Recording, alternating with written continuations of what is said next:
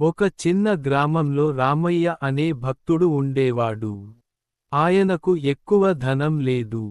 కాని హృదయంలో మాత్రం అపారమైన భక్తి ఉంది. ప్రతిరోజు ఉదయం లేచి కృష్ణ పేరును జపించేవాడు. కృష్ణ, నువ్వే నా ఆధారం అని చెప్పేవాడు. ఒక రోజు గ్రామంలో భారీ వర్షం వచ్చింది. వర్షం అంతగా కురిసింది. చిన్న నది పెద్ద వరదగా మారింది. రామయ్య ఇంటి దగ్గర నీరు చేరింది. పక్క వాళ్ళు అన్నారు, రామయ్య, త్వరగా ఇక్కడి నుంచి వెళ్ళిపో. కాని రామయ్య ప్రశాంతంగా అన్నాడు, నా కృష్ణుడు నన్ను కాపాడతాడు. నీరు మరింత పెరిగింది.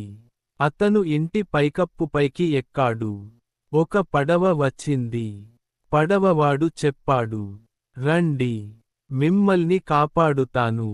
రామయ్య మళ్ళీ అన్నాడు, నన్ను కృష్ణుడు కాపాడతాడు.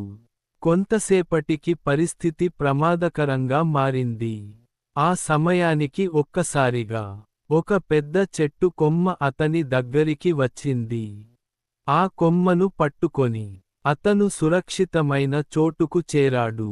ఆ సమయంలో అతనికి అర్థమైంది, కృష్ణుడు స్వయంగా రాలేదు, కాని పడవ రూపంలో, ఆ చెట్టు కొమ్మ రూపంలో అతన్ని కాపాడాడు.